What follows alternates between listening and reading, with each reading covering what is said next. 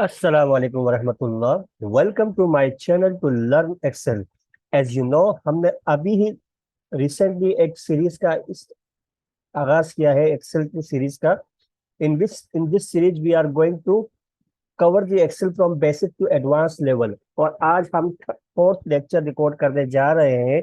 I hope आपने previous 3 lectures को आपने देखा, वॉच किया होगा, उसको अंडरस्टैंड किया होगा। इन उन 3 लेक्चर्स के अंदर हमने होम टैब के कुछ फंक्शंस को डिटेल में डिस्कस किया है।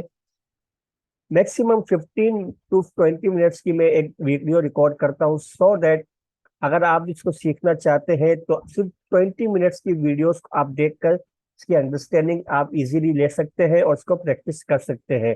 स्कूल गोइंग चिल्ड्रन जो पूरा दिन बिजी रहते हैं स्कूल के अंदर, ट्यूशन के अंदर, वो भी अगर कंप्यूटर के कोर्सेज करने में इंटरेस्टेड है तो ये उनके लिए बड़ा बेनिफिट रहेगा कि एक सिर्फ 15 to 20 मिनट्स को लेक्चर्स को उनको वॉच करना है डेली बेसिस पर, और अंडरस्टैंडिंग रेडी है।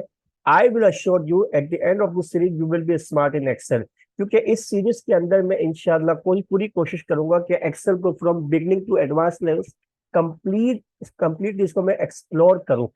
तो थोड़ा थोड़ा हम डेली बेसिस पे थोड़ा थोड़ा सा हम फंक्शंस को डिस्कस करते हैं, इसकी अंडरस्टैंडिंग लेते हैं। उसकी वजह यही है कि जो इस इंटरेस्टेड है एक्सेल सीखने में, वो उसे डेली बेसिस पे उसे देख सके और उसकी अंडरस्टैंडिंग ले सके। अगर आपको कोई भी क्यूरीज हो रिगार्डिंग द लेक्चर, आप मुझे कमेंट बॉक्स में लिख सकते हैं। I will give you the answer as soon as possible. Video अगर अच्छी लगे तो जरूर इसे लाइक कीजिएगा, शेयर कीजिएगा, मेरे चैनल को सब्सक्राइब कीजिएगा, सो दैट मेरी आने वाली सारी वीडियोस आप तक पहुंच सके। और अपने फ्रेंड सर्कल में से जरूर आप इसे शेयर कीजिएगा। तो स्टार्ट करते हैं आज की वीडियो को।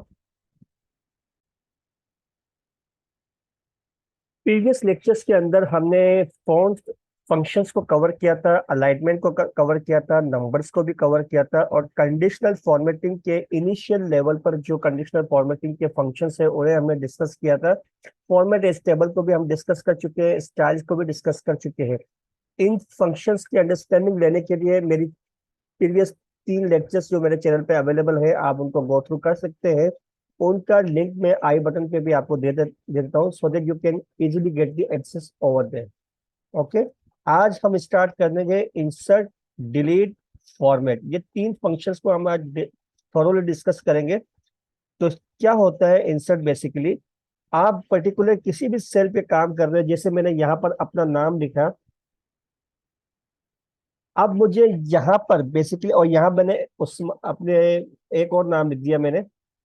अब मुझे इन दोनों सेल के बीच में एक सेल को मुझे इंसर्ट करना है, एक पर्टिकुलर सेल को मुझे इंसर्ट करना है यहाँ पर। ये दोनों कॉलम अलग अलग है। के कॉलम में मैंने अमजद लिखा है और एल कॉलम में मैंने अली लिखा है। इन दोनों के बीच में मुझे एक कॉलम कॉलम को इंसर्ट करना है। तो किस तरीके से कॉलम को इंसर्ट करते हैं? बेसिकली इसके 3 तरीके होते हैं। राइट क्लिक आप करेंगे, राइट क्लिक करने के बाद यहाँ पर इंसर्ट का ऑप्शन अवेलेबल है, इसे आप क्लिक करेंगे तो आपके सामने छोटी सी विंडो ओपन हो जाएगी। यहाँ पर आपसे ये पूछ रहा है कि आपको कॉलम इंसर्ट करना है, रो इंसर्ट करनी है, या आपको एक सेल को इंसर्ट करना है। बेसिकली इस वक्त मुझे एक कॉलम को इंसर्ट करना है, और मैंने यहाँ पर कॉलम पे क्लिक किया और ओके कर दिया। जैसे ही ओके किया, इन दोनों पर्टिकुलर नाम के बीच में एक कॉलम का इजाफा हो गया। एक तरीका तो ये था। दूसरा तरीका क्या है? दूसरा तरीका यही है कि आप इंसर्ट में जाएंगे और यहाँ पर इंसर्ट के अंदर इंसर्ट शीट कॉलम पे आपने क्लिक करना है और आपके यहाँ पर कॉलम का इजाफा हो जाएगा। जो तरीका है बेसिकली वो शॉर्टकट की का है। शॉर्टकट की मैंने किस तरीके से आप कॉलम को इंसर्ट करते हैं, आपने क्या करना है, यहाँ पर मैं लिख देता हूं आपके साथ। कंट्रोल प्लस प्लस, यानी कंट्रोल के साथ प्लस को आपको प्रेस करना है, तो यहाँ पर वो विंडो ओपन हो जाएगी जो हमने अभी ओपन करवाई थी। किस तरीके से? कंट्रोल प्लस, ये विंडो आपके सामने ओपन हो गई है। यहाँ पर आप इसे इंटायर कॉलम पे क्लिक करेंगे, इंटायर कॉलम पे क्लिक करेंगे और ओके कर देंगे, तो यहाँ पर कॉलम का इजाफा हो जाएगा। तो ये तीन तरीके होते हैं, इन तीनों तरीकों से हम कॉलम को इंसर्ट कर सकते हैं। सिमिलरली हम रो को भी इंसर्ट कर सकते हैं। और यहाँ पर किस तरीके से रो को इंसर्ट किया जाता है ये भी आपको बता देता हूं। मैं यहाँ पर मैं एक नाम लिख रहा हूँ काशिफ। अब इस तरीके इनके बीच में मुझे एक पर्टिकुलर एक रो का मुझे इजाफा करना है। किस तरीके से होगा भाई? यहाँ पर मैंने कर्सर रखा, राइट क्लिक किया, इंसर्ट पे गया और मैंने यहाँ पर इनका रो पे मैंने क्लिक किया और ओके कर दिया। ये एक रो का इजाफा हो गया। एक तरीका तो यही है। दूसरा तरीका यहाँ पर मैंने आपको बताया था, जिस तरीके से हमने यहाँ पर पर्टिकुलर एक कॉलम का इजाफा किया था। अब आपको इंसर्ट रो पे क्लिक करना है तो यहाँ पर एक रो का इजाफा हो गया। थर्ड जो हमारा तरीका है वो शॉर्टकट की का है। शॉर्टकट की इसकी क्या है? Control plus. अब आपको कंट्रोल प्लस को प्रेस करना है।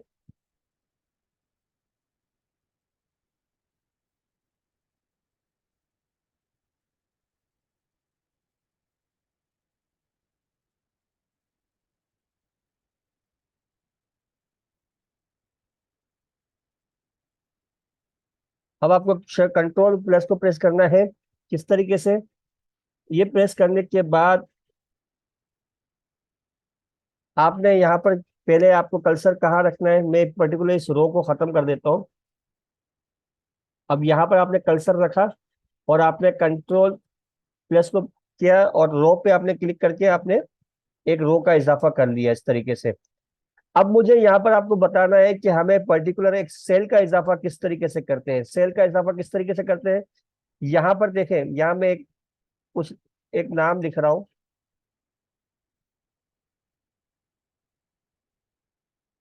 सही है।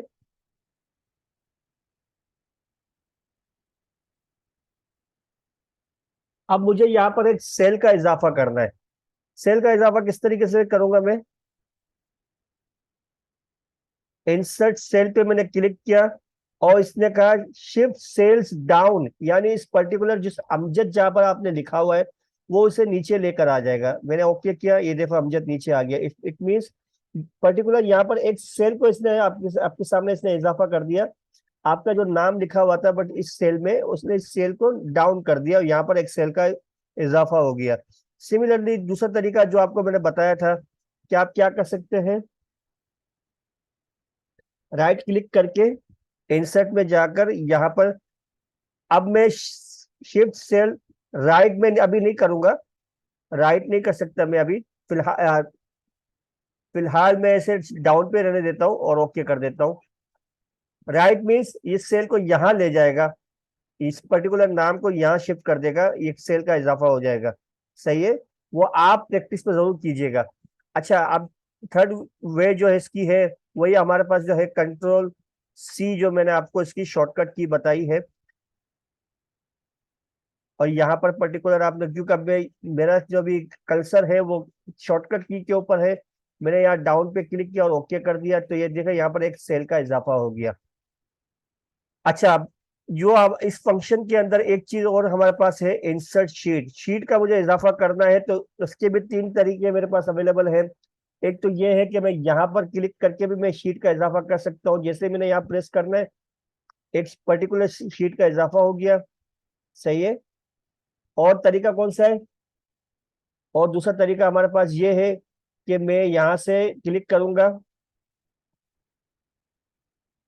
शीट का इजाफा हो गया। थर्ड वे मेरे पास इसकी शॉर्टकट की अवेलेबल है विच इज यहाँ पर कहीं पर भी मैं कर्सर को रखूंगा, शिफ्ट F11। शिफ्ट F11 इसकी शॉर्टकट की है, मैं लिख देता हूं यहाँ पर ताकि आप नोट डाउन कर ले इसे। ये है टू इंसर्ट कॉलम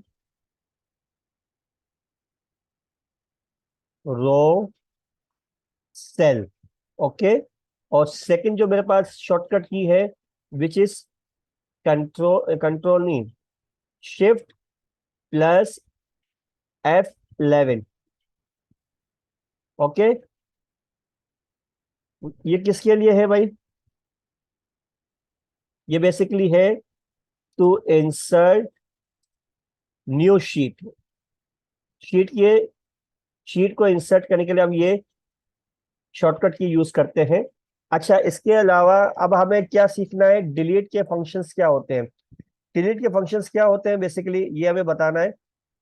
जैसे यहाँ पर मैंने एक पर्टिकुलर रो का इजाफा किया है, मुझे इसे डिलीट करना है, मैं यहाँ से डिलीट कर दूंगा। इसे मैंने क्लिक किया और रो पे क्लिक करना है। ये आपके साथ ये पर्टिकुलर रो जो यहाँ पर थी वो डिलीट हो गई। ये कॉलम को मुझे डिलीट करना है, मैं इस कॉलम पे क्लिक करूंगा, डिलीट पे क्लिक करूंगा और इस कॉलम पे मुझे क्लिक करना है।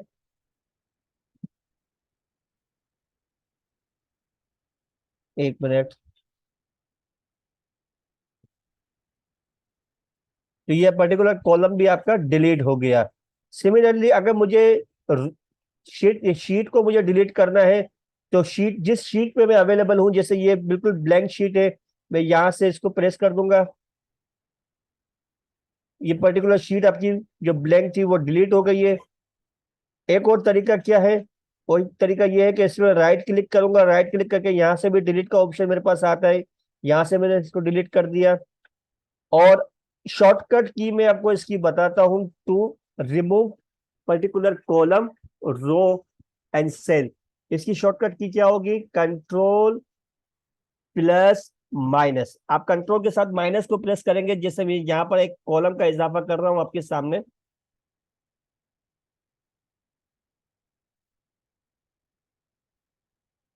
मैंने यहाँ पर कॉलम का इजाफा किया। अब इस पर्टिकुलर कॉलम को मुझे डिलीट करना है। इस कॉलम पे मैंने कर्सर रखने के बाद कंट्रोल माइनस पे मैंने क्लिक किया, यही विंडो मेरे सामने ओपन हो गई है। कॉलम पे मैंने क्लिक किया, ये पर्टिकुलर कॉलम आपका रिमूव हो गया, डिलीट हो गया। इसी तरीके से आप रो को भी डिलीट कर सकते हैं और एज वेल एज आप पर्टिकुलर सेल को भी डिलीट कर सकते हैं।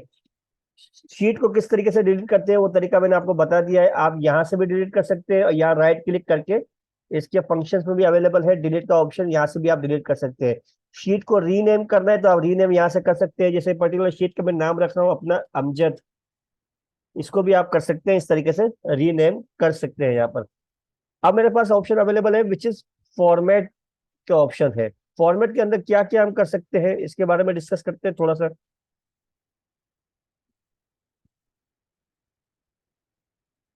चले, फॉर्मेट के बारे में क्या क्या हम कर सकते हैं। ये बेसिकली एक नाम मैंने लिखा है यहाँ पर आपके सामने, यहाँ लिख देता हूं मैं। ये पाकिस्तान इंटरनेशनल, इतना सा मैंने आपको लिख दिया। लिखने के बाद अब यहाँ पर देखिए ये पर्टिकुलर जो मैंने नाम पूरा लिखा है इसके अंदर कि पाकिस्तान इंटरनेशनल, ये एक सेल से बाहर जा रहे हैं, यानी ओ का जो कॉलम है मेरा जिसमें मैंने ये नाम लिखा है उससे ये बाहर जा रहा है। मुझे इसको एडजस्ट करना है। एडजस्ट करने के लिए हमारे पास तरीके कितने कितने तरीके अवेलेबल है। या तो मैं इस पर्टिकुलर जो जिस कॉलम में मैंने लिखा है इस कॉलम पे यहाँ पर रखने के बाद मैं इसे डबल क्लिक करूंगा तो ये ऑटोमेटिक एडजस्ट हो जाएगा। एक तरीका तो ये है, और एक में तरीका ये है कि मैं इसे मैनुअली एडजस्ट करूं। सही है, जहां तक मैं इसे मुझे लेके जाना है उसको मैं ड्रैग कर सकता हूं आगे। It depends upon your requirement.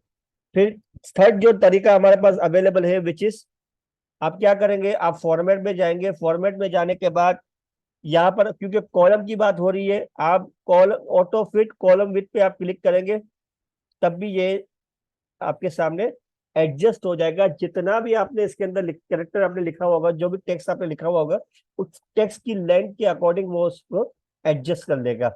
अब आपको रो को एडजस्ट करवाना है कि रो आप किस तरीके से करवाएंगे। जैसे मुझे यहाँ पर मैंने लिखना है कुछ, मैं यहाँ पर रो लिख, इस रो को मैंने इंटेंशनली मैं इसको हाइड कर रहा हूँ, सॉरी हाइट, इसकी हाइट को बढ़ा रहा हूँ और मैंने यहाँ पर नाम लिख दिया। इतना सा नाम मैंने लिखा है, देखिए इसकी जो हाइट है पर्टिकुलर आपकी जो रो है उसकी हाइट को मैंने इंटेंशनली मैंने इसको बढ़ाया है। किस तरीके से बढ़ाया है, मैंने यहाँ पर इस पर्टिकुलर रो को मैंने ड्रैग करके थोड़ा सा इसको एक्सपेंड कर दिया।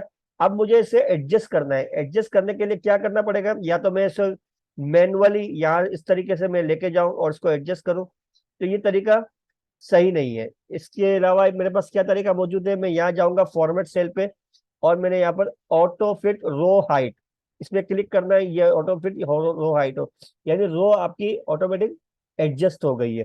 सही है। यहाँ से ये भी आप कर सकते हैं।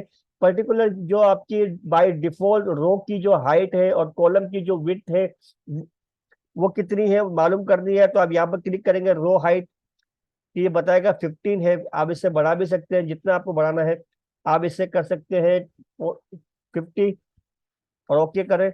ये देखें साइज बढ़ गई, हाइट बढ़ गई इसकी। इसी तरीके से आपको कॉलम को बढ़ाना है, आपने कॉलम पे क्लिक किया, कॉलम की विड्थ पे 8.43 है, आपने ऐसे कर दिया 40 और ओके किया, ये कॉलम की विड्थ भी बढ़ गई है। यहाँ से ये भी आप कर सकते हैं फॉर्मेटिंग के अंदर, ये भी ऑप्शन अवेलेबल है आपके पास। डिफॉल्ट विड्थ पे आपने क्लिक किया तो ये ओके, तो बताएगा डिफॉल्ट विड्थ आपकी साइज कितनी है 8.43।